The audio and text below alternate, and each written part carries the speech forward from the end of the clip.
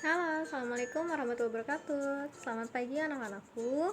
Hari ini Selasa 1 September 2020. Untuk pembelajaran Bahasa Indonesia, materinya masih sama dengan minggu lalu, yaitu memahami dan mencipta cerita fantasi bersama Ibu Vivi Rahmania untuk kelas 7A, 7B, 7C, dan 7D. Bab 2, kompetensi dasar untuk kali ini 3.4, menelaah struktur dan bahasa cerita fantasi. 4.4, menyajikan cerita fantasi. Sebelum kita masuk ke slide berikutnya, Bu Vivi akan mengingatkan bahwa materi minggu lalu masih berkaitan dengan teks cerita fantasi yang sudah Ibu jelaskan, yaitu pengertian dari teks cerita fantasi, tujuan dari teks cerita fantasi, kemudian ada jenis-jenis teks cerita fantasi,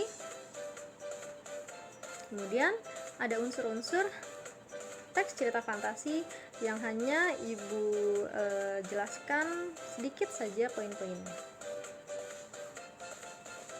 Hari ini kita belajar apa? Yuk kita lihat.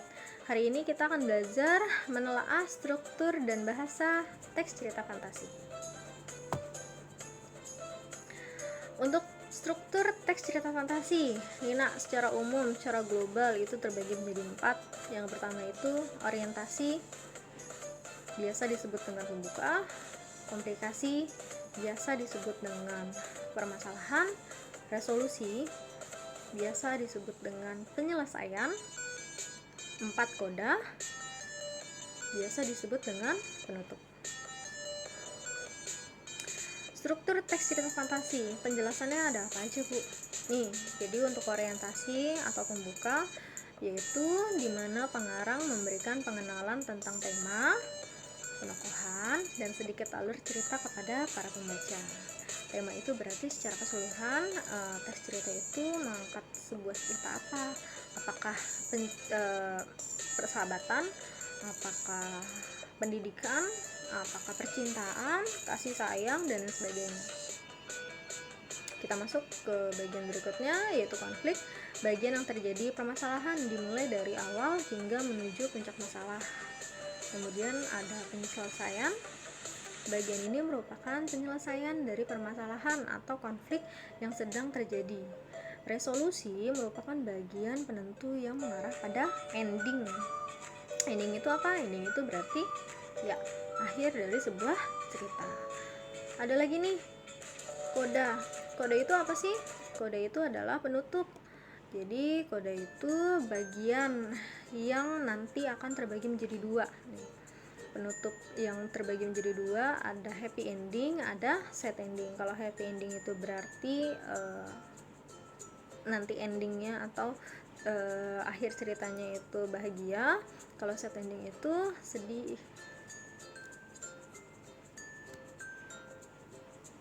Struktur pada cerita fantasi terbagi menjadi 3 jenis. Jadi tadi struktur secara umum, kalau ini struktur yang terbagi menjadi 3 jenis yang bisa kalian pelajari di buku paket, yaitu orientasi, komplikasi, dan resolusi.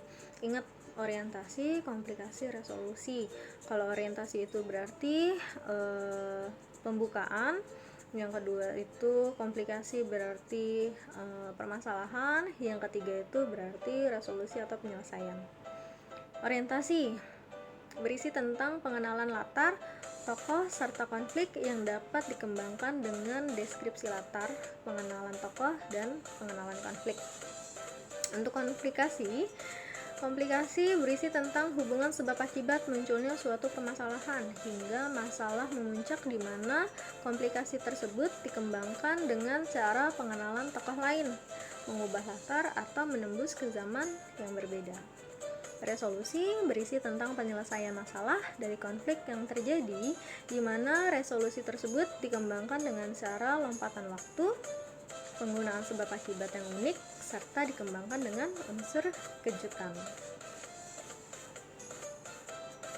Yuk, mari belajar kaidah kebahasaan teks cerita fantasi.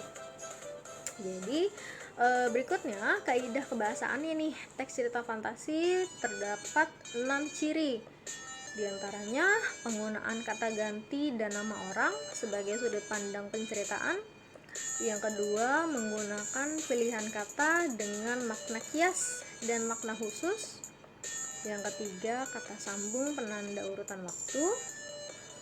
Kemudian keempat, penggunaan kata atau ungkapan keterkejutan. Yang kelima, penggunaan dialog atau kalimat langsung dalam cerita. Yang keenam, penggunaan kata yang mencerap panca indera dalam deskripsi latar.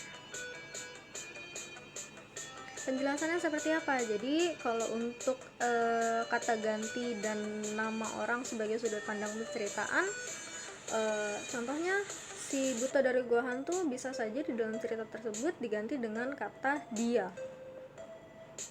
Dari kata si buta dengan kata dia itu bisa diganti di dalam cerita tersebut. Nggak hanya kata dia, aku, mereka, dikau, engkau, itu termasuk kata ganti orang. Kemudian kata yang mencerap panca indera dalam deskripsi, jadi bisa latar tempat, latar waktu, dan suasana. Untuk penjelasannya bisa kalian baca, simak baik-baik. Untuk latar tempatnya, latar suasana, dan latar waktu.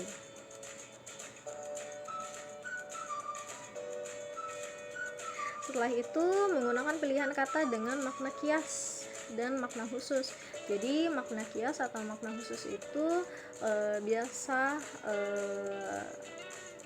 terdapat di dalam teks cerita fantasi. Contohnya, monster itu berkaki 4. Itu sudah menjadi penanda bahwa monster tersebut terdapat makna khusus, yaitu monster yang berkaki 4. Itu contohnya.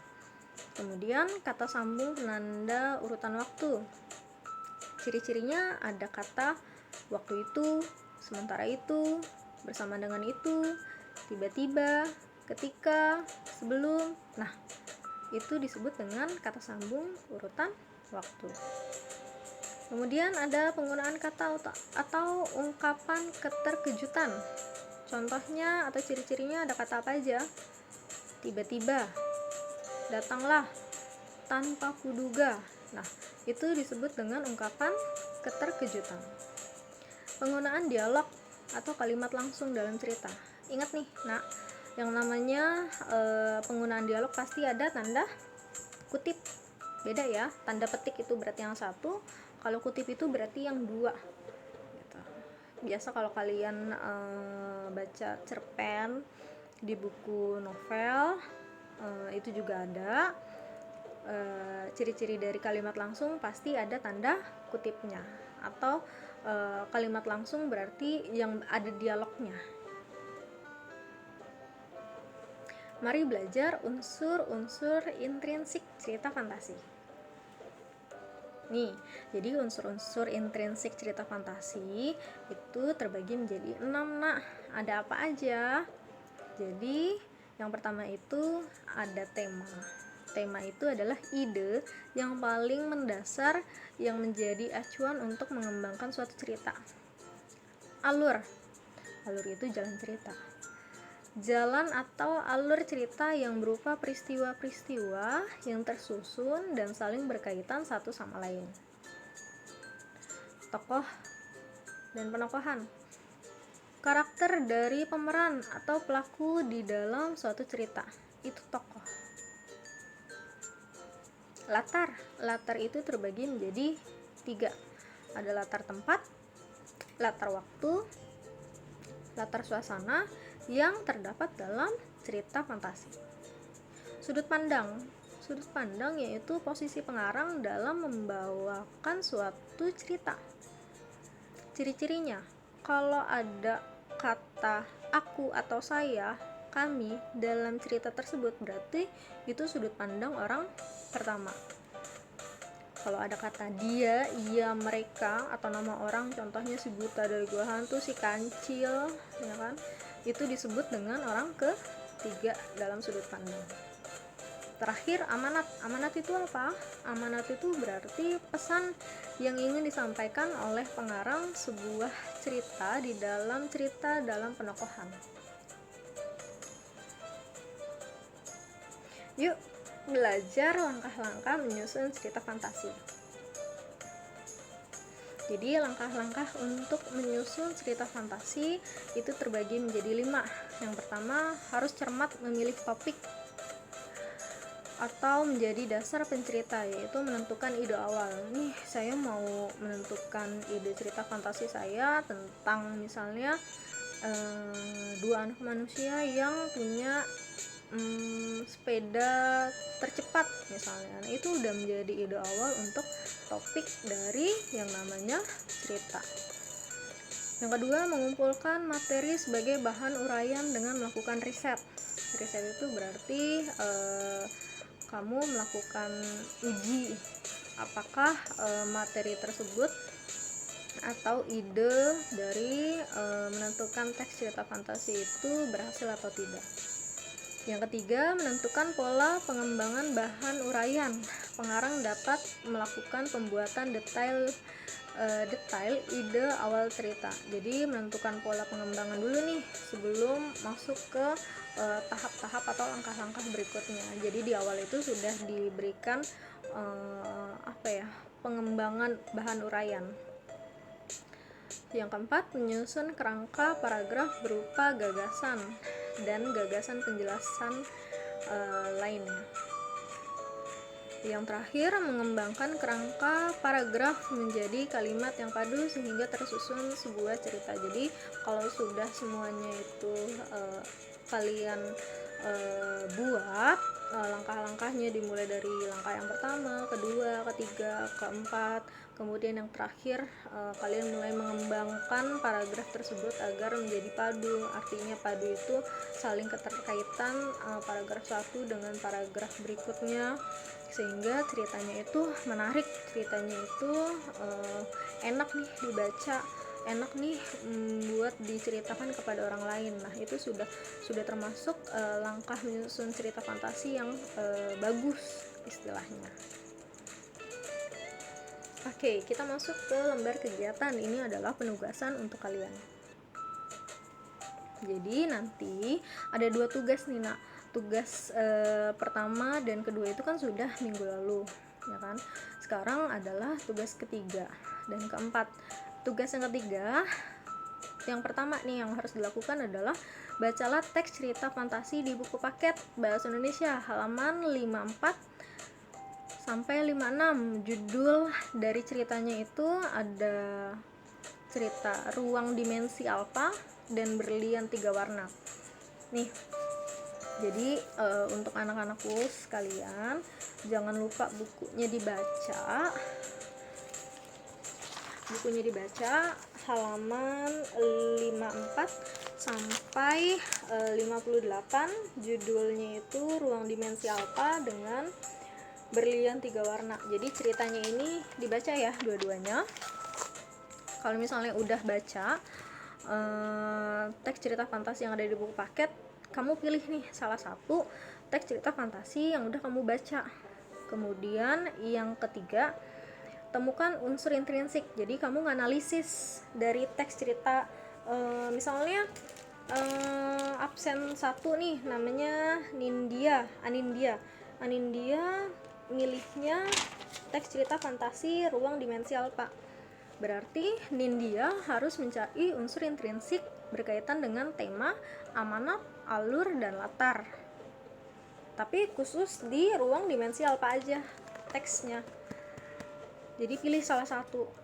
Misalnya selain Anindya, Zaki nomor absennya misalnya paling bawah nih 36, ya kan.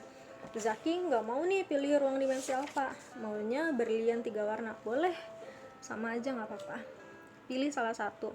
Dianalisisnya sama apa enggak nih unsur intrinsiknya? Sama. Jadi harus mencari tema, harus mencari amanat, alur, latar. Ingat, tema itu berarti secara keseluruhan isi cerita tersebut tentang apa. Amanat itu berarti pesan yang disampaikan dalam cerita tersebut. Alur alur itu berarti jalan cerita, terbagi menjadi 3 nih. Alur maju, mundur, campuran. Maju itu berarti menceritakan masa depan, kalau alur mundur itu berarti menceritakan masa lalu.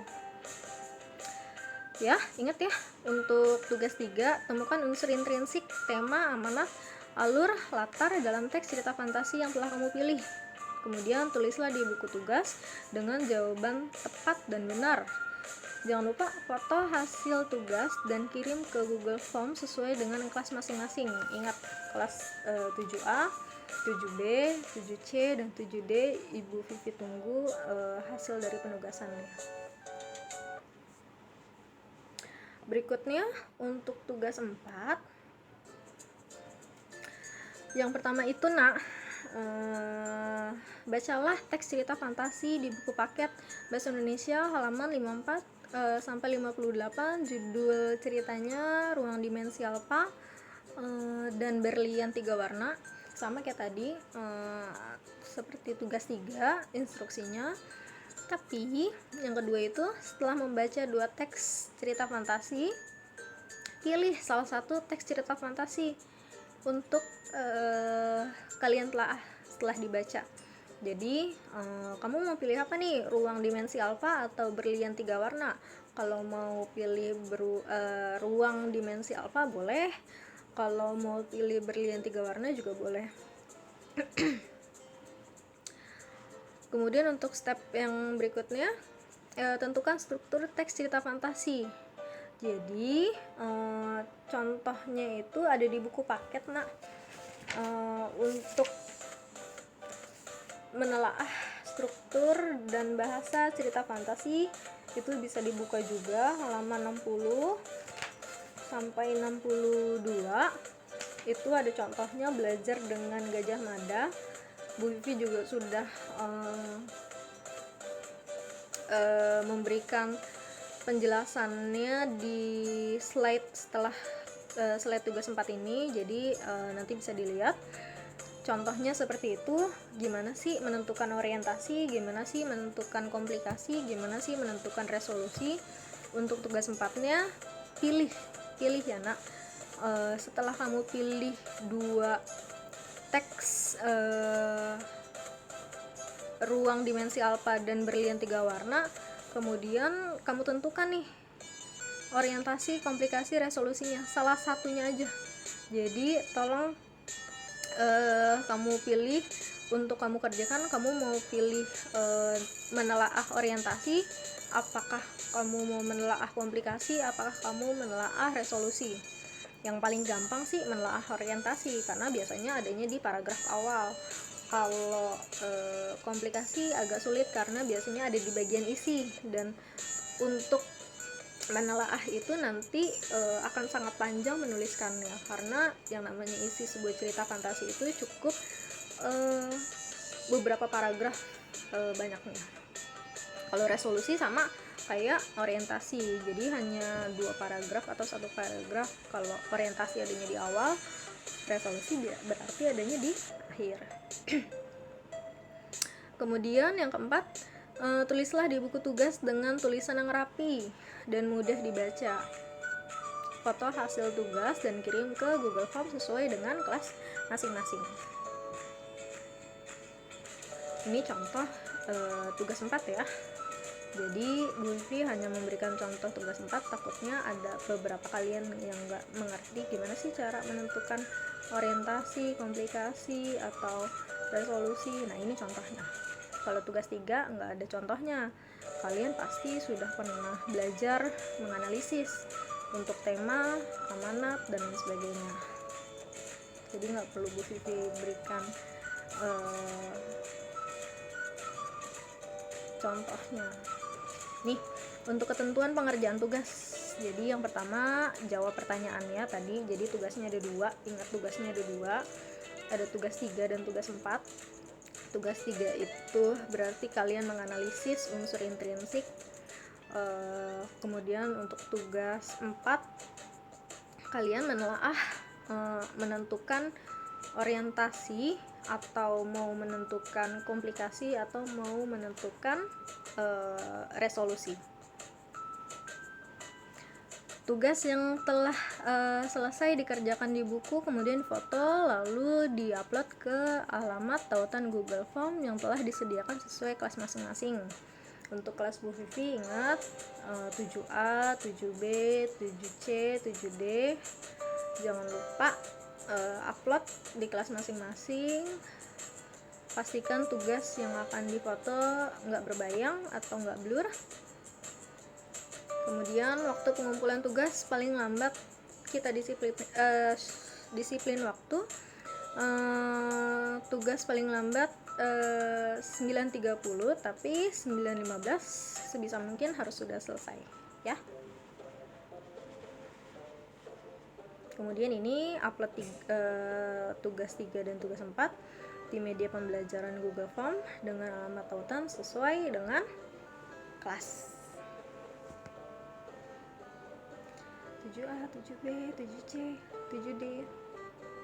Jangan lupa ya dikerjain tugasnya. Terima kasih. Mungkin itu aja penjelasan dari Bu Vivi. Untuk minggu depan sepertinya akan diadakan ulangan.